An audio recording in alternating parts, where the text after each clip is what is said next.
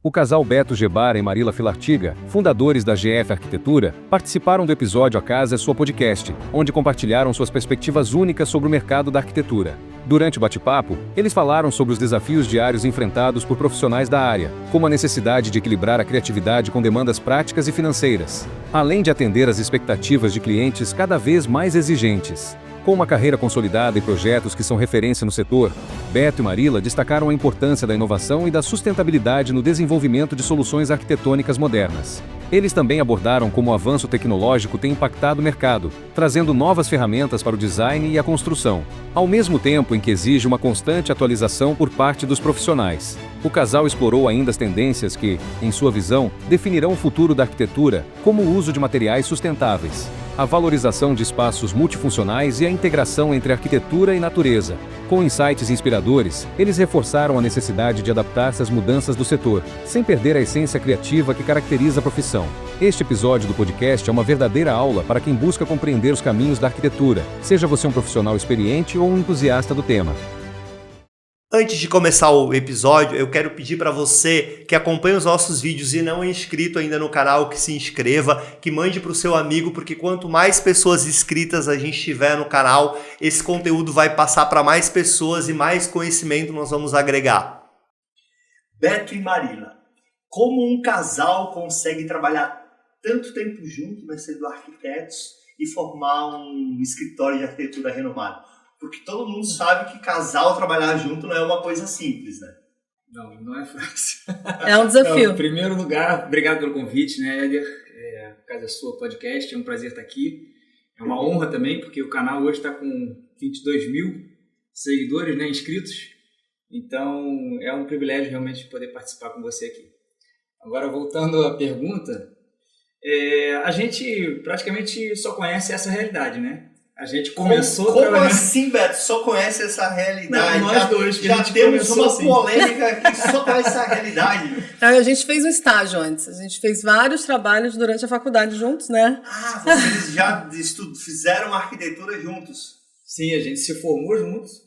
E de lá pra cá a gente conhece a realidade de trabalhar juntos. E vocês eram colegas na hora de fazer os trabalhos? Porque na arquitetura eu imagino que também tinha trabalho de faculdade normal, né? Sim, um monte. A gente fazia, então, por isso que eu chamo de estágio. Deu certo trabalhar na faculdade, falei, então vamos. O estágio foi a época da faculdade, entendi. E aí vocês se formaram e já começaram a trabalhar juntos? Foi praticamente isso. A gente se formou no Rio, né, na UFRJ. Logo depois de formado a gente veio para Florianópolis. E aí a gente começou a nossa carreira aqui. E aí já dois cariocas da Gema, né? Os dois nasceram no Rio, é isso? Sim, nasceram. Vieram pra Floripa, a única coisa parecida é que tem mar, né? Tem praia, né? É. Trabalhar como arquitetura é uma história, no mínimo, diferente, né? Porque às vezes as pessoas ficam pensando assim, um casal, será que trabalhamos juntos? Será que não trabalhamos juntos? Porque talvez você que está nos acompanhando, se você não é na área de arquitetura, a gente vai falar bastante sobre isso, na arquitetura tem muita questão da criatividade e do gosto que faz para... Não, a gente se dá bastante, bem conectado, assim, eu acho que a gente se dá bem. Ele tem qualidades que eu não tenho e eu tenho qualidades que ele não tem, então a gente se complementa. E aí isso vai dando certo já há mais de 20 anos, né? E tanto na parte criativa quanto na parte técnica, né? Não é só eu criativa ou só ele. Cada um, dependendo do cliente, a gente consegue dividir e cada um vai tocando mais uma parte e o outro vai dando suporte. Eu vou fazer uma pergunta para vocês que talvez vocês já receberam. Foi uma coisa que me passou agora aqui na mente. Estou imaginando vocês lá com um casal de clientes para fazer um projeto residencial. É um homem e uma mulher, exatamente o que vocês são, casados. Vão conviver junto no mesmo, né? Vocês já sabem, talvez, o que pode ter de atrito, né? Porque, na verdade, vocês... É como se vocês fossem também o cliente, né? Porque eu imagino que o homem e a mulher são bem diferentes, né? Sim. Imagino que na questão para arquitetura também são bem diferentes, os gostos e tal, né? Sim. Mas tem um tabu, né, na arquitetura, que geralmente o cliente do casal é a mulher que decide, mas não é muito assim, não. Às vezes o homem do casal acaba decidindo algumas coisas e toma a frente. Esse feeling a gente sente na primeira reunião de briefing. E tanto esse feeling de quem é do cliente que vai conduzir mais, quanto quem é de nós que teve essa afinidade, essa empatia com aquele que toma as decisões. Para ter a parte criativa. Criativa e ser o mais objetivo possível também, porque a gente consegue, nessas conversas onde houve esse contato mais específico, tirar as informações que a gente precisa para desenvolver um bom projeto. Senão a gente fica, pô, você entendeu isso? Será que ela quis dizer aquilo? Eles meio que, às vezes acontece, né? Tem uma discussãozinha assim na própria reunião, não concordam com o rumo de alguma coisa, uma decisão, se vai ser mais no estilo assim ou do outro estilo e tal. E a gente tem que entender quem é que realmente vai conduzir, né? Porque na arquitetura as possibilidades elas são quase que infinitas, né? Não é você escolher entre mais sal e menos sal, né? Pode ter sal, pode não ter sal, sei lá, vamos falar de uma parte da casa, a área gourmet, que hoje em dia está bem...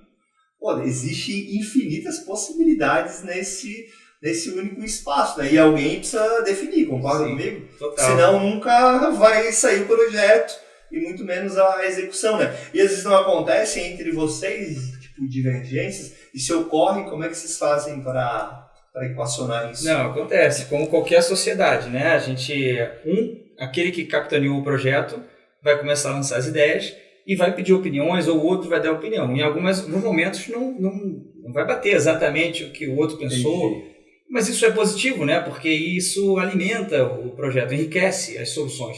Porque às vezes a gente está muito dentro do projeto e não enxerga alguma coisa, não enxerga o todo, faltou algum detalhe ali que o outro pescou. Aí vem enriquecendo o projeto com essas informações, vou chamar de externas, mas não são externas, né? São internas, só que lado a lado. A gente trabalha próximo também, né? Na mesma sala. Sim, aí você trabalha próximo no escritório, aí você chega em casa. Aquela pergunta que sempre as pessoas querem fazer. Aí vocês ficam falando do projeto, do cliente, ou aí mudou a chave. Não dá pra dizer que virou a chave totalmente, mas a gente tenta, né? Mas normalmente quando tá com problema, algum pepino, assim, a gente leva pra casa ainda e continua falando sobre o assunto. Senão a gente está equilibrado, assim, a gente vira a chave, até porque tem as crianças. Outra conversa, né? São outras coisas. E tem uma coisa que eu percebo que é legal, que às vezes eu falo bastante com algumas pessoas de liderança dos negócios que eu cuido, às vezes não é que eu faço consultoria, mas que dou lá a minha opinião, o pessoal pede. E que é aquele detalhe assim, né? Que se você focar no trabalho, você não vai precisar ir em casa resolver coisa do trabalho. Verdade. Se você em casa focar no trabalho, provavelmente no trabalho tu vai ter que resolver coisas da sua casa ou da sua vida pessoal, porque aí você não vai ter a vida pessoal ali, né? E um casal trabalhando junto deve ser muito mais, né? Hoje a gente estava falando disso, né? Que eu falei, a gente tem que, final de semana a gente desliga tanto que a gente nem fala quase de arquitetura. E às vezes eu tenho saudade disso, porque muito em função das crianças, né? Vocês não falam, mas eu convivo relativamente bastante com arquiteto, né? Aí você tá caminhando com o arquiteto e ele olha lá, pô, isso aqui é diferente. É isso que eu ia dizer, é difícil tirar a arquitetura do nosso dia a dia, uma coisa que faz parte da vida do profissional, do arquiteto, né? Quando ele escolheu isso para a vida dele, como você falou, andando na rua, entrando numa loja, indo ao banheiro, você observa os detalhes. E às vezes você tira boas ideias também desse momento de lazer. Porque você tem insights, né? Tem uma coisa que acontece comigo que é muito legal, que até minha esposa Galera comenta bastante. Eu tô lá na praia, vou na barraquinha de milho. Aí, o milho custa X reais na praia tal. Eu já faço um cálculo ali, quanto que é o milho, onde que ele compra, qual que é o faturamento, você entendeu? Já criei um mini business plan. Olha pra mim assim, não que eu queira fazer nada, mas Sim, a maneira de raciocinar é involuntário, e eu acho que pelo que você me falou, né, Beto, o que acontece com vocês, né? Sim. Você olha lá, pô, isso é legal, isso não é, isso eu não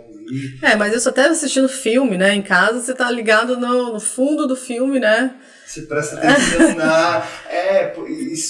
isso é uma coisa interessante, porque um dos primeiros negócios nossos foi cortinas. E, eu sou administrador economista, não tem nada a ver com cortinas. Caí nesse negócio, enfim, teve uma razão, mas depois que eu comecei a trabalhar, eu pensei, mais janelas, é meio que... Você fica olhando, né? Exatamente, e aí é o que você fala, né? Você tá assistindo um filme, de repente o médico, ele tá vendo lá, sei lá, a questão da saúde, e o arquiteto está vendo como que é a casa, seria mais ou menos isso. A gente olha tudo, o fundo, qual é a casa de um contexto do filme, como que é a mesa. Ontem eu mostrei pro Beto, olha aquela mesa. Então, onde você tá, quando eu falo que a gente desliga, que a gente não fica falando de trabalho no final de semana, mas a arquitetura nunca sai da gente, realmente. Aí olha, e aí se olhou aquela mesa e já quer descobrir de quando que é o filme, né? Porque tem que saber, né? Se isso é atemporal ou não é, né? Se usa hoje. E quando tem os conflitos, porque o conflito que a gente fala não é briga, né? São as ideias, o Beto até deu uma pincelada, mas aí, pô, vamos na decisão do outro, não fica assim aquele chateado, e como que é em casa de noite? Tranquilo? Essa é uma pergunta boa, né? Tranquilo. Com relação aos projetos, o que leva, como a Maria falou, o que está bem resolvido no escritório, ele vai ficar no escritório, a gente só vai voltar nele no dia seguinte. Um ou outro vai ficar ali pensando e tal. Em casa acaba indo, algumas coisas mal resolvidas no escritório acabam indo, mas a gente tenta cortar, né? Então essa coisa do de noite a gente evita, até porque à noite, pô, todo mundo quer dormir bem, né? Então tenta não levar problemas pro ambiente ali, né, de casa e tal. Mas o fato de um ficar chateado ou não, eu acho que é inerente a qualquer sociedade, assim, né? A não ser quem trabalha totalmente sozinho. Eu acho até, claro, tem muita gente que trabalha sozinho na arquitetura, mas eu acho um pouco mais difícil, porque a gente perde essa conversa na arquitetura, para mim é fundamental. Qualquer escala da arquitetura, interiores, edifício, casa, urbanismo, essa troca para mim é fundamental. Porque você já... Eu entendi seu ponto de vista e eu concordo. Porque na verdade você já precisa fazer alguém que entende do assunto comprar a ideia, né? Senão ele não vai aceitar. Sim. Você, Beto, você tem uma ideia, você precisa fazer a Marila comprar a sua ideia. Não deixa de ser um exercício, né? Total. Eu exercito com ela exatamente. Poder no cliente. Porque se nem ela comprou, de repente... Ó, exato. Alguma coisa está faltando. Interessante.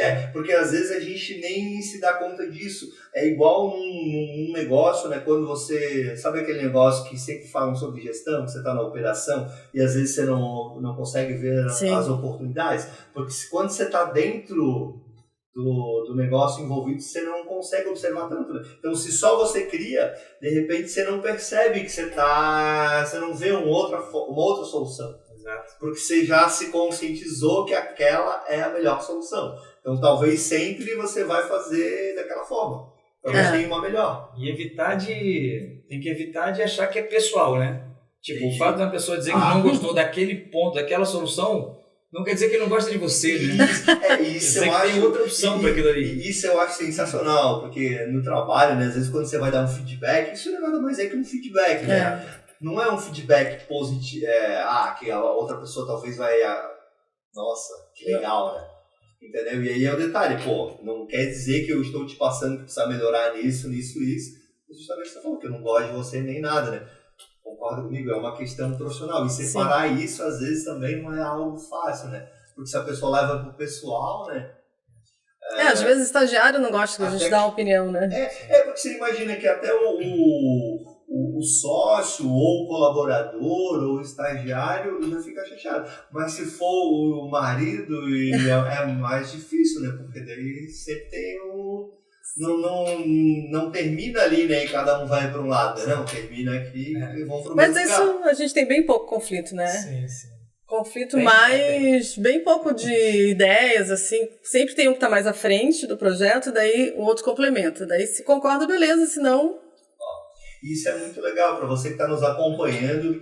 Se às vezes você pensa assim, pô, dá para trabalhar com a minha esposa, ou o esposo, pô, dá para trabalhar... Dá. Está aqui um exemplo. E se eu entendi bem, toda a vida profissional de vocês... Vocês trabalhavam antes da faculdade? Talvez sim, né? Mas não na área da arquitetura. Mas toda a vida profissional, desde a graduação, foi juntos, né? Foi. Teve um período que cada um trabalhou no escritório. Certo. Mas foi 2 anos só. Depois a gente trabalhou juntos. Né? Até para se encaixar no dia a dia da cidade, no ritmo da cidade. Mas um período muito curto. Muito curto. Interessantíssimo. E os desafios assim que você acredita, vamos falar, por exemplo, para arquiteto, pessoal que está começando, fazendo graduação, arquiteto ou designer de interiores, talvez trabalhe na área uma área parecida, né? Claro que cada um tem suas atribuições, enfim, né?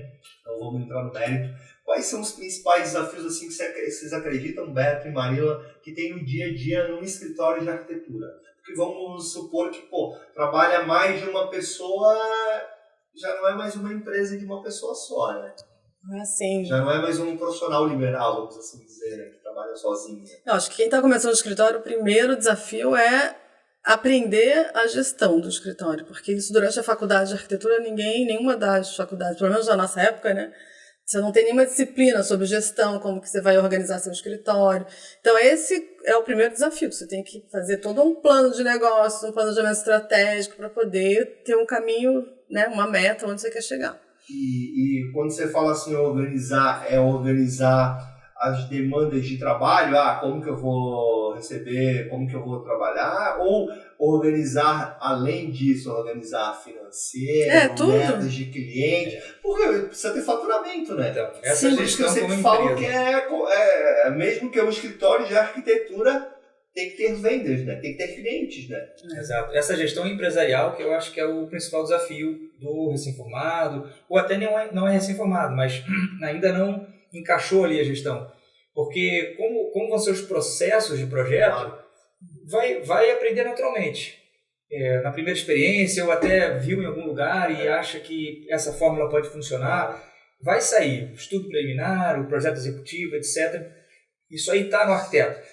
Mas a gestão empresarial não tem o ensinamento dentro da faculdade. Então a gente tem que procurar fora. Isso aí é ponto passivo. Mas você sabe que eu acho que hoje em dia o pessoal tem uma vantagem do que vocês tinham, Beto.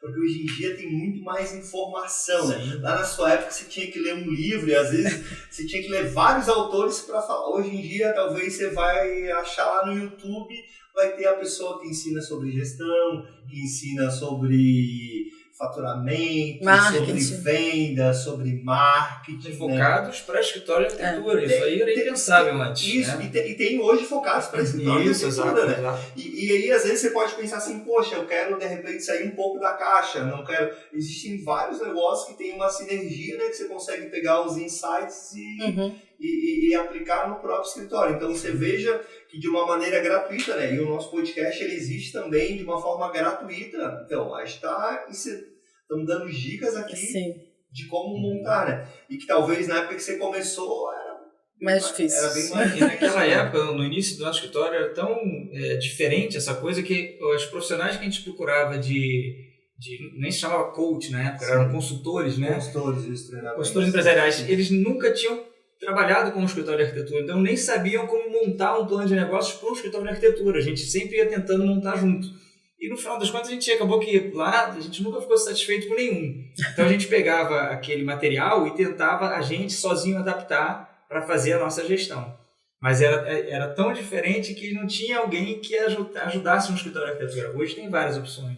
Mas também a gente está falando de mais de 20 anos atrás, né? Sim, claro. Mas o interessante é que o mercado ele vai evoluindo, né? E ao longo desse tempo, a questão da própria arquitetura, de fazer o projeto, acredito que isso também evoluiu bastante, né? Tipo os softwares, né? Os softwares que usa, né? Sim. Hoje em dia a gente olha algumas maneiras de apresentar que a gente fazia no passado e tem até um pouco de vergonha. Mas isso faz parte do processo evolutivo, né? Claro. Do que a gente tinha disponível de tecnologia na época. Claro. O que a gente produz hoje é de um apuro que a gente não conseguia nem pensar que era possível naquela época. A gente conseguia transmitir o que a gente queria de projeto, conseguia fazer todas as ideias serem entendidas pelo cliente, mas hoje é uma produção muito melhor em função do que a gente tem disponível de tecnologia. É muito real, né? Às vezes, para um leigo, né? O trabalho que vocês fazem ali quando entregam as imagens renderizadas, essa pessoa leiga, ela acha que... Ela pode achar que aquilo ali é real, né? Foi executado, né? E agora vamos entrar numa questão que é bacana, atual e às vezes é um pouco polêmica, assim. Como é que vocês veem a inteligência artificial na arquitetura?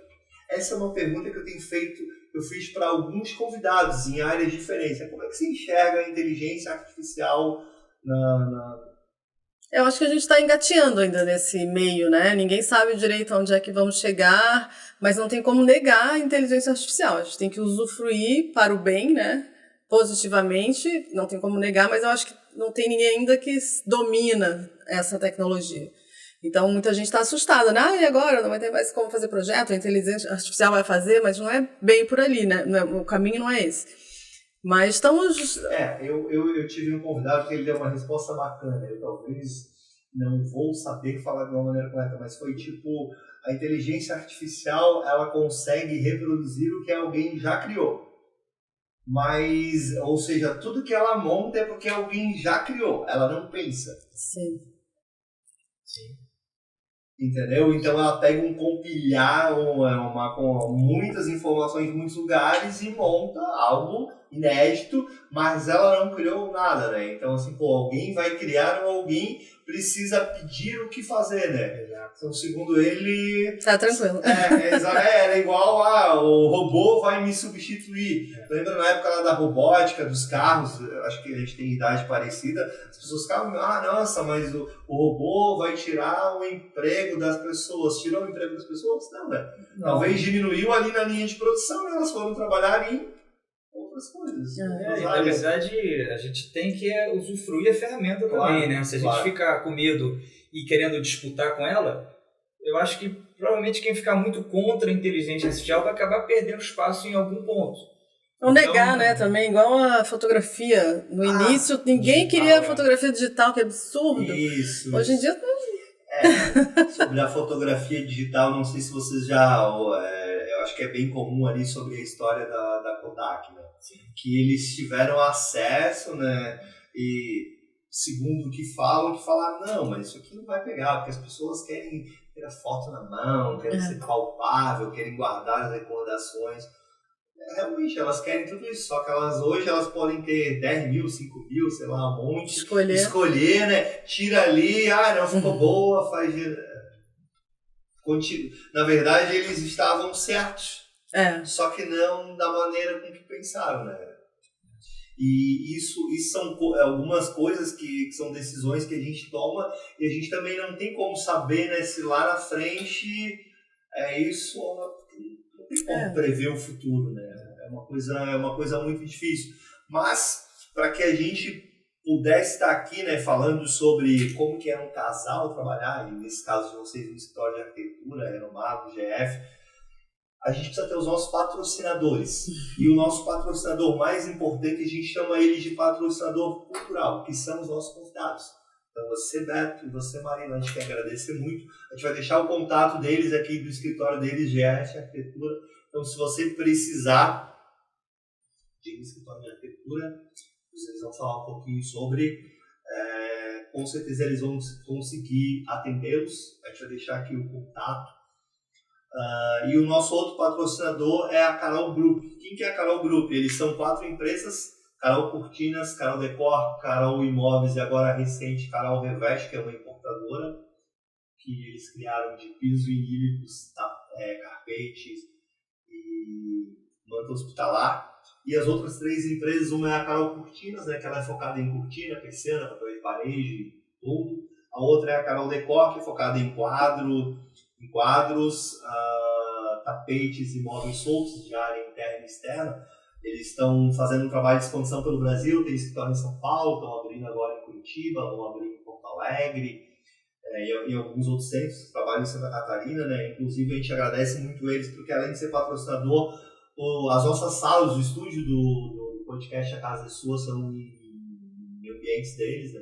Seja em Florianópolis, seja em Balneário Camboriú, São Paulo, então muito obrigado. Mas o mais importante com certeza é o Beto e a Marila, porque sem eles não teria conhecimento e conteúdo, né? E o podcast ele só existe para trazer conhecimento e conteúdo de forma gratuita, porque eu já falei isso algumas vezes, né? E quando eu comecei a mudar um pouco a minha realidade, foi através de conhecimento. E na época não era tão fácil quanto hoje. Hoje a gente tem muito mais acesso. Então hoje você precisa tomar cuidado onde você vai pegar o conhecimento, né? É verdade. Talvez há vários anos atrás, onde tem conhecimento, né? Hoje de que fonte que eu vou pegar o conhecimento, né?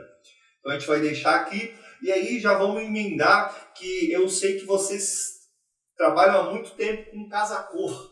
Sim. Fala um pouco aí dessa história aí de casa-cor, Beto. A nossa primeira Casa Cor foi em 2004, que vindo de uma cidade, né, a gente veio do Rio de Janeiro, vindo de uma cidade para começar a trabalhar com um escritório de arquitetura, uma cidade que a gente não tinha aquele lastro que é necessário na carreira do arquiteto, amigos, familiares, amigo do amigo, primo, etc. Então, como que a gente vai ser conhecido na cidade? E a Casa Cor já era uma referência para a gente lá no Rio, desde estudante. E quando a gente chegou em Florianópolis, a gente viu ali uma oportunidade de começar a ter o nosso nome divulgado, reverberado, aparecer na mídia, dar entrevista e tal, e começar a ser conhecido, né? Então, essa foi a estratégia naquele momento. Mas de lá para cá, acho que peguei um gosto pela coisa, né? Porque a gente fez, se não me engano, 12 ou 13 Casa Cor, e tivemos o prazer de, em 2024, fazer um ambiente da Carol Group, que é o patrocinador do podcast. E foi o primeiro ambiente que eles fizeram em Casa Cor, né? Porque através das empresas ali, eles só participavam como fornecedores, né? Conta um pouco aí sobre como que foi essa experiência. Foi excelente, né? Porque o objetivo do ambiente deles era conectar, promover conexões com várias pessoas, né? Que eles levariam lá, os próprios visitantes, os próprios arquitetos. Então, o espaço ele ficou muito voltado para proporcionar esse tipo de encontro. E realmente vários encontros aconteceram nos 40, 50 dias que foram, 60 dias. Agora que a Casa Cor aumentou um pouco, né, o tempo de exposição. E fora isso, para nós também foi bastante positivo, né? Porque a partir dali, lá mesmo no próprio espaço, Conexões, a gente também gerou novos negócios, assim, foi bem legal. Bacana. E Casa Cor deve dar um trabalho, né? Porque talvez para quem não conheça, né, a Casa Cor ela é a maior mostra de decoração da América Latina, né? E você monta toda uma estrutura e depois tem um tempo e desmonta. É uma estrutura real, né? Não é um cenário, sei lá. Ele tem que ser utilizado, né? Apesar de não ser para a vida toda, aqueles 45, 60 dias, como foi o caso de 2024, precisam ser reais. Então a pessoa precisa interagir com o espaço, pode ter que poder pisar no piso sem o piso afundar, passar a mão na parede sem ela rasgar. Então é real, né? É uma casa. E no ambiente lá da Carol Group, eu estive lá várias vezes e as pessoas vocês criaram um ambiente que tinha mesa de sinuca, as pessoas jogavam sinuca, tinha outro ambiente que tinha uma adega, como que é o nome daquilo? Uma mesa?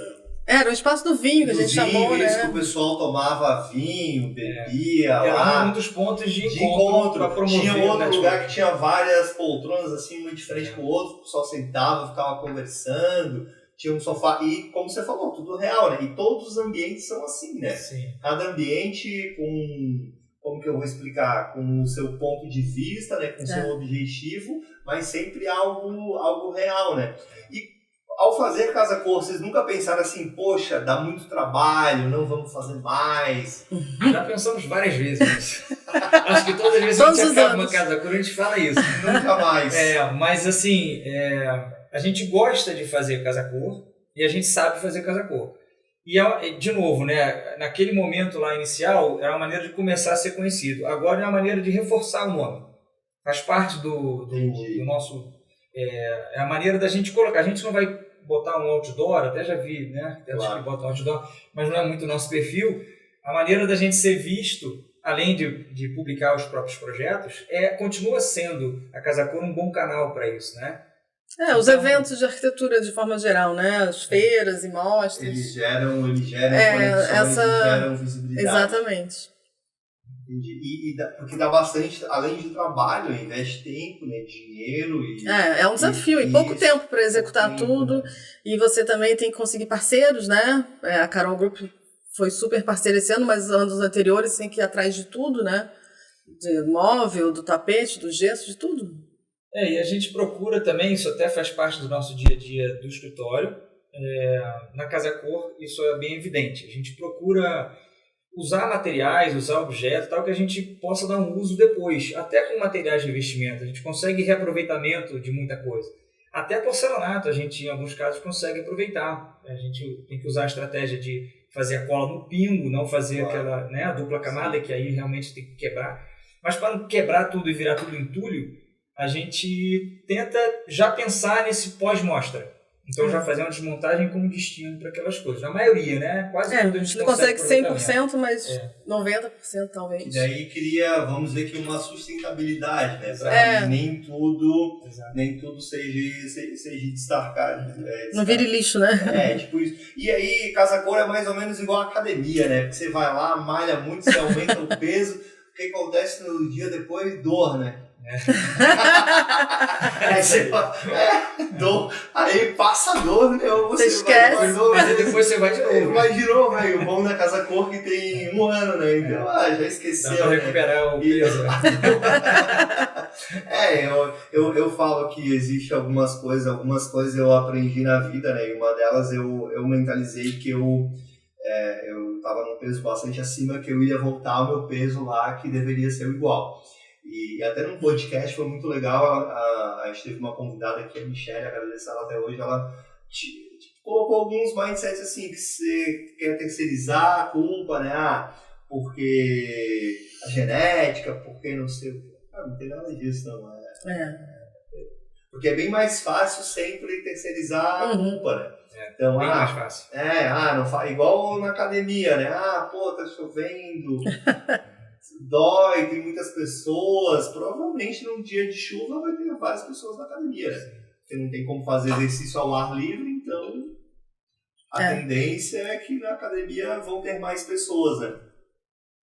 E uma outra coisa que a gente pode falar assim, vocês fizeram Casa Cor, vocês fizeram, nesse último foi um ambiente com lounge, de conexões, mas vocês fizeram alguns ambientes. E ao longo do tempo foram ambientes todos iguais ou sempre foram diferentes, assim, propostas diferentes? Como é que foi? Sempre diferente. Nosso primeiro foi um banheiro, que é a primeira experiência, a gente tinha escritório pequeno ainda, né? E a gente não quis dar um passo maior que a perna também, né? Já que a gente vai aparecer, vamos devagar para não errar, né? Mais ou menos esse o pensamento. E foi interessante, assim, foi um banheiro destacado, ganhando até um prêmio DECA na época. É verdade. E depois disso, a gente acho que pegou todos os ambientes de uma casa em momentos diferentes. Pegamos cozinha, pegamos quarto, pegamos suíte, pegamos lofts completos, pegamos, como do ano passado, um grande lounge com vários ambientes compondo aquele lounge. A gente tinha pelo menos 3 ambientes, dá até para interpretar um quarto ali. Pub, né? Tem pub em conjunto com outros profissionais também. Então a gente tem um repertório de Casa Cor que a gente conseguiu, até para não ser repetitivo e talvez ficar marcado, esse arquiteto só faz quarto, esse arquiteto só faz sala. Então a gente procurou fazer ambientes diferentes também a cada. E uma outra coisa assim, como é que vocês, para o escritório de arquitetura, como é que vocês veem, assim, vocês procuram trabalhar especificamente num tipo de cliente, de público, num nicho, ou vocês preferem diversificar? Como que você vê essa parte, assim? Esse é um ponto que a gente sempre conversou. Sempre discute, já tivemos momentos mais focados, mas atualmente, depois de vários anos, a gente chegou à conclusão que, como somos em 2, e a gente trabalha bem junto, né, como a gente estava falando no início, a gente trabalha de uma maneira mais pulverizada, assim, né, diversas tipologias de projeto. Tanto residencial quanto comercial, e para nós isso é quanto interiores, como arquitetura. Todos os... Então atualmente é assim que a gente tem trabalhado e tem dado certo, né? Ao longo desses anos a gente sempre se questionou, será que a gente tem que focar? Será que a gente foca? Será que é comercial, que é rápido, termina logo e depois a gente já parte para outra, ou aquele mesmo cliente já quer fazer outro bar, outro restaurante, outra loja, ou será que a gente generaliza, né? Hoje em dia a palavra é generalista, né?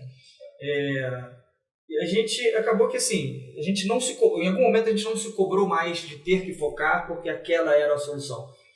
A gente vê que quando a gente pensava em foco, apareciam outros projetos interessantes que não eram do foco. Aí eu vou dizer o quê? Não faço esse tipo de projeto mais? Até é isso que acontece. Se você quiser focar, você pode tomar essa decisão. Mas a gente decidiu que não precisava focar. Dizer que não para certos projetos que a gente teria prazer em fazer. Eu quero focar só no corporativo, ótimo. Mas vem uma casa, uma possibilidade de fazer uma casa que a gente adora fazer projeto de casa. e eu vou dizer não para uma casa que eu adoro fazer. Claro. Aí a gente escolheu não focar. Na verdade, vocês focam na arquitetura.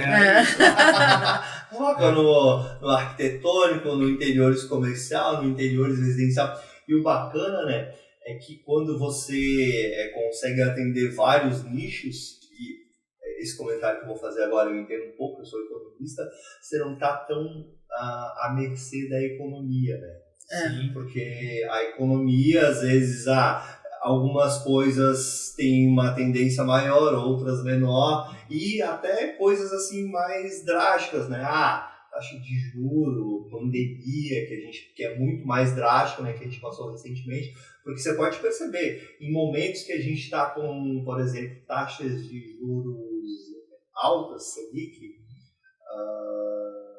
menos negócios são abertos, principalmente negócios que dependem de muito capital de giro, ou seja, onde o empresário precisa colocar muito dinheiro na frente, onde ele vai ter um retorno lá, porque não são muitas as pessoas que têm capital para poder fazer isso, e aí como o dinheiro está muito mais caro, às vezes a conta não fecha, né? E quem acaba fazendo ou tem muito mais dificuldade, ou às vezes acaba ficando pelo meio do caminho, né? Que é algo que, por exemplo, a gente sabe que esse podcast vai ficar para sempre, mas nesse momento, por exemplo, no Brasil, a gente está com uma taxa de juros alta. A gente estava falando sobre isso, né? Que a gente até agora vai iniciar o ano focado bastante em reforma, porque as pessoas daí conseguem melhorar suas casas, seus estabelecimentos comerciais com uma reforma, né? Sem se sem se endividar. Porque quem depende do crédito, exatamente, talvez ele não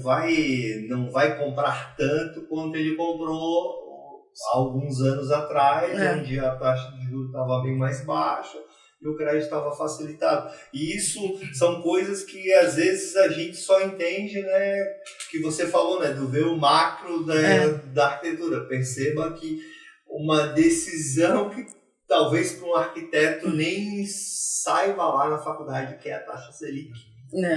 Mas vai afetar. Que é essa bendita taxa Selic, que é esse não sabe, com certeza. bendito Banco Central, o que isso representa, mas vai com certeza afetar ele diretamente. Vai afetar o negócio dele. Taxa Selic é diretamente ligada ao negócio da arquitetura, que tem tudo a ver com a construção civil. Entendeu? É isso aí. A taxa de juros mais alta, crédito mais difícil, diminui. O mercado continua aquecido em alguns lugares, continua, mas com certeza se a taxa de juros tivesse menor, já está mais ainda. Exatamente, estaria mais ainda. Isso é certo, né? No final das contas, isso acaba, o fato de sermos generalistas, acaba sofrendo um pouco menos. Não que não sofra, a gente sente o impacto e sentiu ao longo desses anos, todos os momentos de crise a gente sente. Esbarra alguma hora no escritório. E aí a gente tem que ter as alternativas para correr mais para cá, uma hora, mais para lá, uma hora, né? Bacana. Eu vou fazer uma pergunta que talvez eu fiz muito pouco no podcast. Eu fui recentemente num evento de família do João Kettner, que virou quase que meu amigo, tá muito legal. E aí a gente lá falou, eu tive uma visão que eu não tinha muito. Vocês são uma família que trabalham juntos, vocês têm filhos, eu sei porque eu os conheço. Como é que vocês trabalham a questão dos filhos assim? Vocês têm uma menina e um menino. Vocês vão casar, vocês vão trabalhar juntos, vocês não vão trabalhar juntos, vocês vão ser arquitetos, vocês não vão ser arquitetos. Tem isso? Tem essa conversa? Tem sim. Porque já é ensinar desde pequeno, né? O empreendedorismo é uma coisa que se passa ali. Sim. Tem sim, mas a gente tenta mostrar o leque o máximo possível. Para eles não acharem que só existe arquitetura como profissão. E nem acharem que eles são obrigados a seguir o que a gente a continuar a nossa empresa. De repente eles não querem, não pensam nisso, né? Não gostam, né? Estou falando eles, mas só para ilustrar, né? A gente tem uma menina de 17 anos e um menino de 11. Então a gente tenta colocar para os dois todas as possibilidades que eles têm na vida de profissão, porque assim, muito cedo para falar sobre isso, mas passa muito rápido. E ela, por exemplo, com 17 anos, está definindo agora o futuro dela, que ela vai trabalhar 30, 40, 50 anos. Se ela fizer uma graduação toda e não gostar, né, são 4 anos, né? É claro que tudo se aproveita, mas talvez não tão intensamente. E nem a gente forçar a barra, você vai fazer arquitetura para continuar o escritório, não dá, porque se você não ama, na nossa área, se você não ama o que faz, você não consegue ter a resiliência necessária para mas você sabe que é bem difícil o trabalho que a pessoa consegue, porque às vezes, vamos lá, uma das profissões na média que tem maior vencimento no Brasil é a área da medicina, médico, né? É muito comum um médico da família vir e tal, mas mesmo ali, você não consegue ser médico se você não gosta. Não tem como. Entendeu? E muita gente faz porque acha que vai, de repente... Consegue até por um tempo, talvez, mas depois, qualquer outra coisa que ele achar, né? Porque cada trabalho, né, ela tem as suas dificuldades. Por exemplo, a arquitetura, vocês dependem muito de outros, né? Sim. Porque vocês projetam um sonho, certo? Você planeja, faz um cronograma perfeito. Mas pelo amor de Deus, arquitetos, pessoas que executam, não vão me entender mal. Vocês coordenam a execução, mas não são vocês que executam. Sim. Se a gente falar de interiores, não são vocês que vão fazer essa mesa, qualquer outra coisa, né? Isso é uma dificuldade, na verdade, né? Porque você, na hora a gente executa nossos projetos. Aí você fala que vai ficar pronto em 3 meses. Aí o fornecedor diz, não vou te entregar. Aí você, né, fica assim, dormindo. Nesses momentos a gente conversa sobre trabalho em casa. E como é que faz essa a gestão de pessoas, né?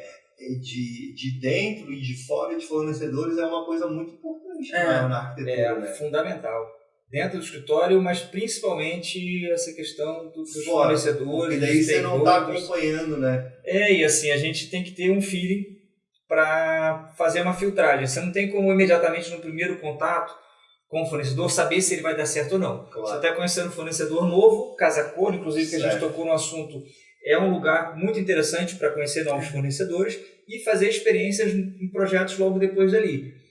Mas com o tempo você tem que perceber se aquilo está dando certo ou não. E a gente tem que ter esse feeling. E até o fornecedor que dá certo durante muito tempo, chega uma hora, a relação pode começar a desgastar um pouco. E aí é hora de trocar aquele ali sem mágoa, sem brigar. Trocou funcionário, já não funciona da mesma maneira que ele funcionou, né, uns anos atrás. E aí não atende, enfim. Isso tudo a gente vai tendo que lidar. E assim, Vem novos entrantes no mercado, né? Porque isso é normal, né? Há uma renovação também, né? Nunca é bom ter um fornecedor só de cada coisa, né?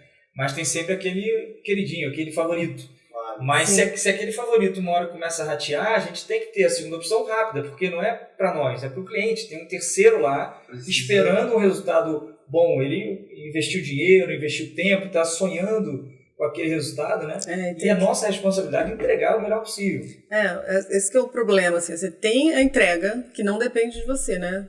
Se eu fosse o que executasse essa mesa, eu saberia que ia conseguir fazer. A gente dá uma data sem ser a gente que vai lá montar.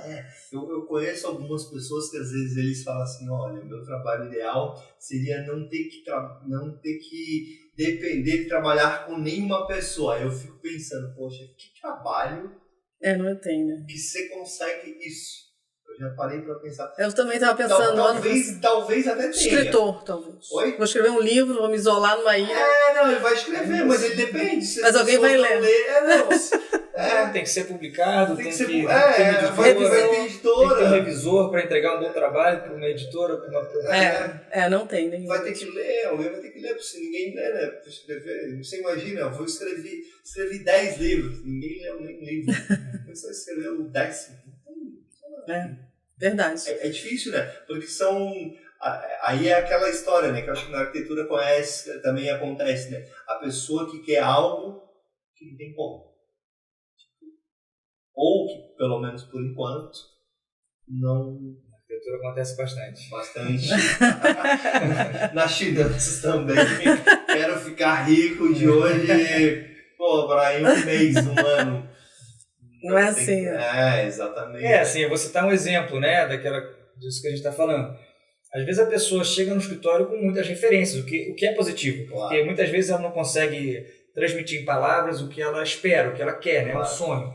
Então vem as referências. A gente entende as referências como parte do briefing. Mas às vezes a referência é alguma coisa muito, vou falar em tamanho, né, muito maior do que o que ela tem no apartamento, por exemplo. Então a gente tem que traduzir aquilo ali e transformar aquilo em algo palpável para aquele apartamento e convencer a pessoa de que vai ficar bom, mesmo não tendo um quarto daquele tamanho como ela trouxe a referência. Entendi. Então a gente tem que traduzir aquilo. Pega a foto da suíte lá de 200 Isso, exatamente. E a tua tem 12. E aí tem 12, 15 ou 20 de um apartamento. Exatamente. A maior parte dos Às apartamentos. vezes menor. E você Isso. tem que ter o tato de não falar para a pessoa, seu apartamento é pequeno. Né? A gente não pode dizer isso, né? Tem que dizer, olha, vai ficar legal. A gente só tem que adaptar para a realidade do espaço que a gente tem, mas vai ficar bacana. E aí, Entendi. Porque é isso, é o sonho, né? Então, às vezes, o que para você é normal, para a pessoa né, pode parecer ofensivo, né? isso, exato. Pô, falou mal. Porque é o sonho Isso, dele. claro. De repente é o primeiro apartamento, ou é Isso. aquele que ele pode comprar. Ele Exatamente. não quer ninguém falando mal do que ele comprou, né? Do que ele investiu. Claro, que aí entra muito a questão da comparação, né? Que eu acho que as pessoas fazem, né? Aquele é mais bonito, esse é mais bonito, esse é melhor, não é muito legal. Eu percebo que nessa área tem muito disso, né? Se tem alguém assim com uma influência muito grande, ela vai lá, porque eu não gostei disso. Aí todo mundo segue. Isso, exatamente. Principalmente se for uma pessoa formadora de opinião, né? Ou que a outra acha que ela entenda mais, né, do que ela sobre, né? E às vezes nem entende, né? É simplesmente um achismo, né? Como que a gente falou mais cedo, né? Anterior na conversa. É muita informação hoje em dia. Então as pessoas elegem alguns baluartes, sabia? Certo. E aí, nem sempre aquilo ali é real, né? Claro. Então, assim, a questão do feeling serve também para isso. Quando você está vendo conteúdo, está vendo opinião, dá uma pensadinha se aquilo realmente é válido para você, porque de repente não é, né? Por mais que seja alguém que é uma referência naquele assunto, pode ser que não sirva para você ou para o seu trabalho. Claro. Então, a gente tem que pegar aquilo ali, filtrar e traçar o nosso caminho. Nosso caminho é único. E a gente sempre fala pro cliente assim, ó, você amou? Porque só vou ficar satisfeito, só ficaremos satisfeitos se o cliente falar amor. Porque daí não importa, né? Se é moda, se não é moda, se estava na Casa Cor, se estava na novela. Ele tem que amar porque é dele, né? Porque não adianta ser a moda se ele não gostar. Exato. Ele vai usar, ele vai detestar. E ele vai lembrar todo dia. Todo dia. O Beto e a Maria.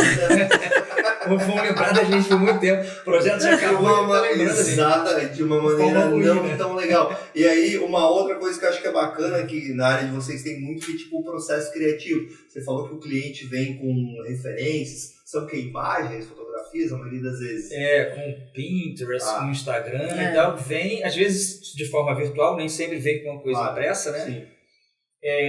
Mas uma conversa longa também, né? Sim, o briefing precisa da conversa, né? Porque eu falei mais cedo também da questão do casal, às vezes o perigo e tal.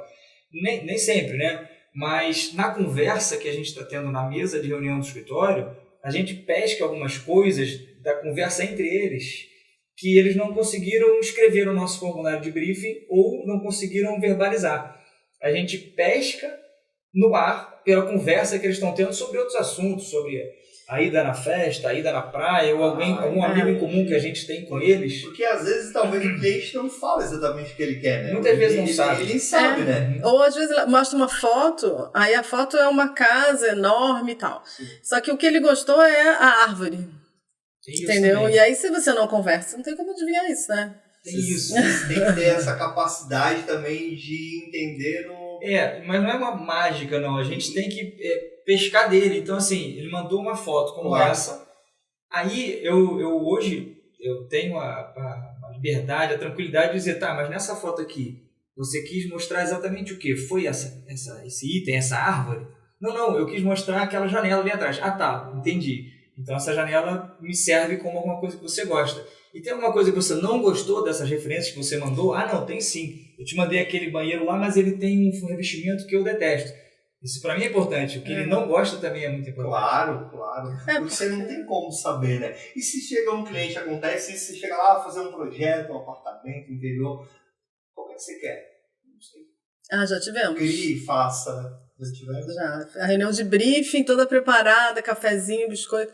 Eu comecei a conversar, não vou falar nada, quero que você me surpreenda. se teve uma oportunidade de ser criativo, mas você podia acertar na lua, né? Como podia tirar pro chão, né? Eu sempre queria...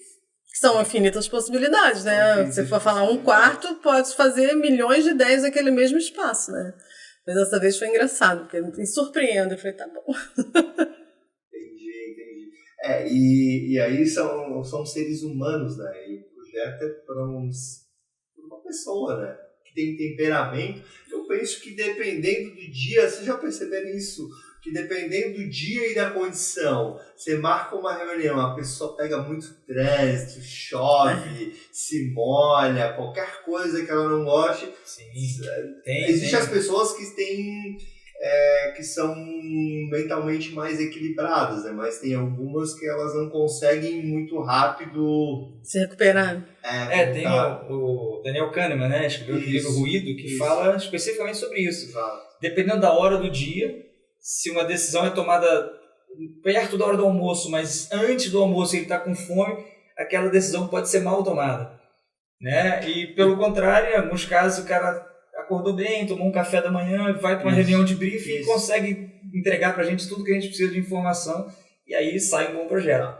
Tem uma coisa muito simples que hoje eu aplico na minha vida sobre isso, que é: não tomo nenhuma decisão se eu estou chateado, importante. Perfeito. E nem se eu estou muito feliz. Tá. Nem chateado, nem muito feliz. Sim, porque tem uma leve tendência de se estar muito feliz, talvez potencializar demais. Na dose. Exatamente, E se estar chateado pro lado negativo, Sim, né? Então, perfeito. uma análise. E isso, não só decisões, até mesmo análise, né? Porque até mesmo quando você analisa números, e você é muito além do número, é sonho, né? Mas isso aqui, um negócio que, sei lá, se for excelente vai dar esse valor, se for médio vai dar esse, se for ruim vai dar esse, se for tudo errado é esse prejuízo. Basicamente a gente traduziu em números. Sim. Até mesmo numa condição dessa, se você está muito feliz, o ruim talvez é bom. O médio é excelente, entendeu? Sim. E se você está muito chateado, o bom é ruim e o excelente é mais ou menos. Então não vale. É verdade. E Na nossa profissão a gente tem vantagem nesse ponto, porque a gente tem como parar um pouco e pensar um pouco mais, porque o projeto não é... O cliente não senta na mesa e eu entrego no final do dia para ele. Claro. Eu tenho alguns dias para desenvolver o projeto, então a gente consegue pensar melhor no projeto. Essa ida para dormir e voltar no dia seguinte a olhar de novo o mesmo projeto, pode ser que não mude completamente, mas chega com coisas novas ali.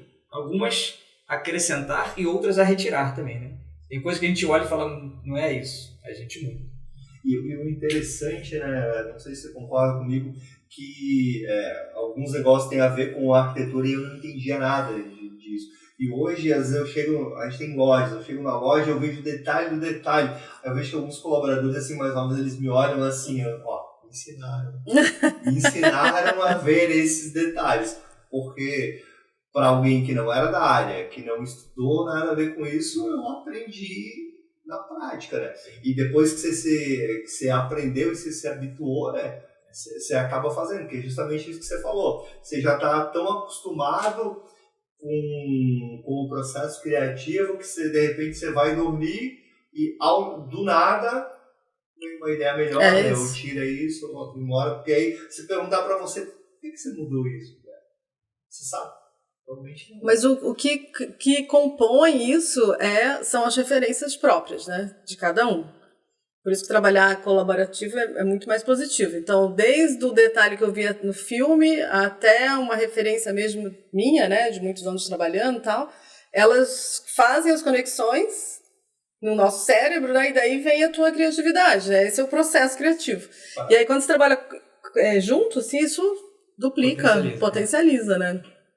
E não tem horário, agora eu vou fazer isso. Não. A conexão ela acontece. Quando a criatividade, né? É igual quando eu fico falando, é muito legal que eu tô fazendo algumas analogias com o negócio. Né? É igual quando você tem um negócio lá que você está começando, por exemplo. A gente gravou um podcast sobre a pessoa, ela mudou totalmente de área, ela começou a trabalhar com produto, aí ela criou um processo de vendas, aí tipo, pô, quando é que você criou isso? Não sei. Entendeu? Porque é gradativo, né? Vai embora. Claro que tem um porquê lá, né? Tem todo um estudo, um processo, mas saber dizer exatamente, não, foi nesse momento, por causa disso, né? Que são vivências, né? Conhecimento, histórias que vão moldando, né? Que vão fazendo.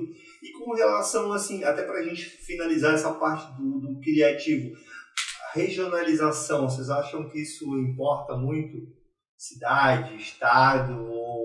Não, isso não. O que importa, eu acho, é o local exato onde aquele objeto está sendo inserido, né? Claro que tem uma questão cultural, né? Tem, por exemplo, um detalhezinho cultural e pequeno, mas de uma diferença quando a gente saiu do Rio há 22, 23 anos atrás e veio para cá, a gente não conhecia a churrasqueira na varanda.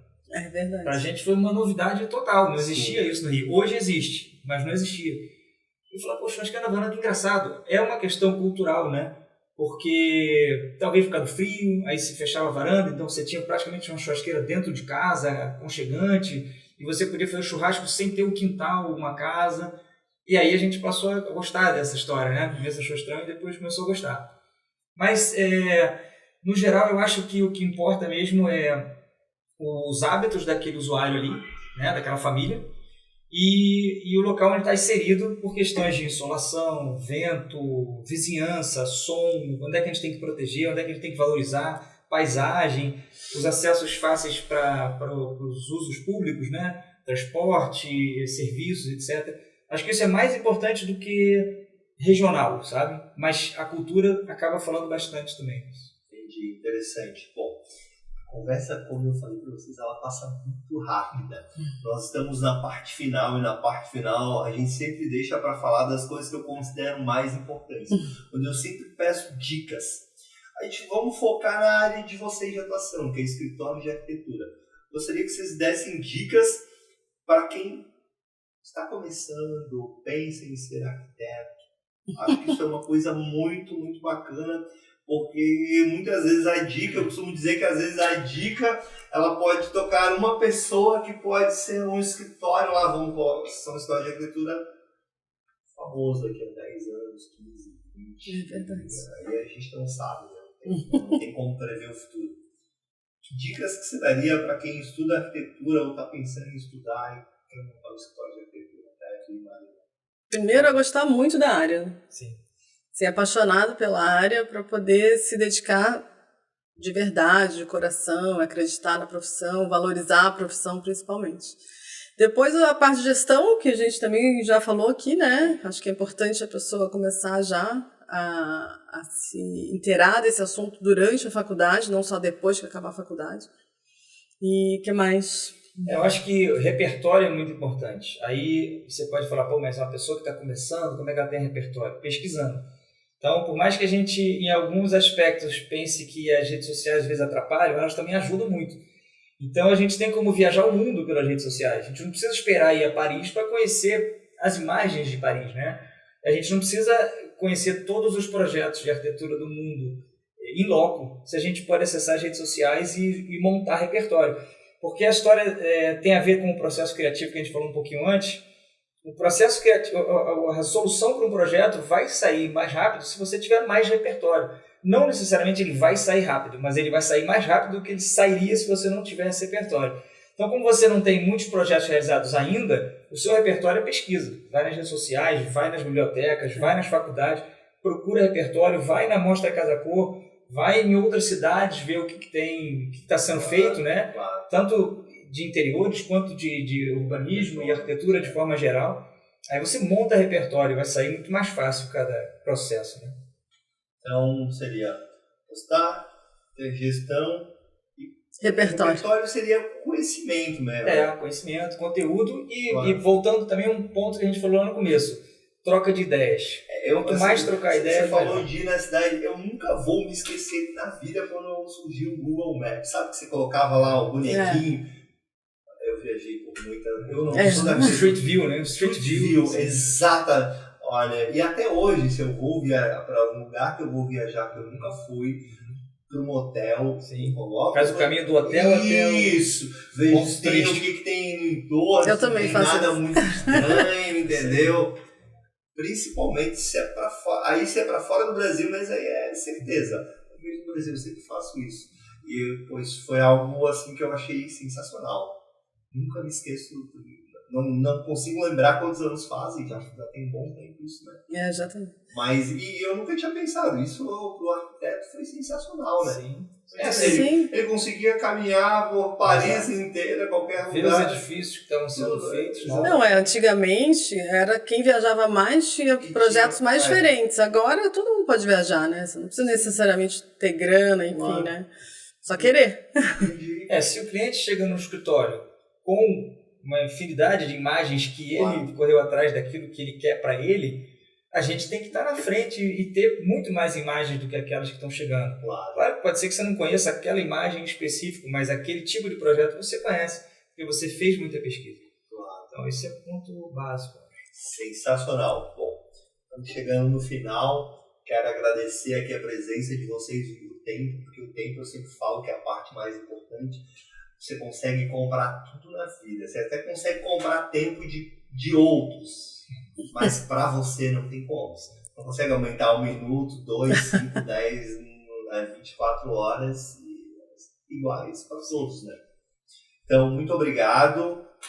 Deixo à disposição se vocês quiserem falar mais alguma coisa. Tenho certeza que esse podcast, para quem quer empreender, para casal que trabalha junto, ele foi muito, muito bacana. Tiveram muitas dicas e muitos insights muito legal. Para quem quer empreender na área de arquitetura, né, que é a área de vocês, mas não só para a área de arquitetura, eu acho que para casal também foi muito bacana. Vocês não têm noção como existem casais que ficam na dúvida, será que trabalhamos juntos? Será que temos aqui um exemplo que é possível? E muito possível, né? Muitos anos, né? Eu quero agradecer de novo, né, o convite. Nós, né? Espero que a gente possa ter ajudado quem está assistindo. Até talvez falta aquele empurrãozinho, né, para começar, para tentar o próprio escritório.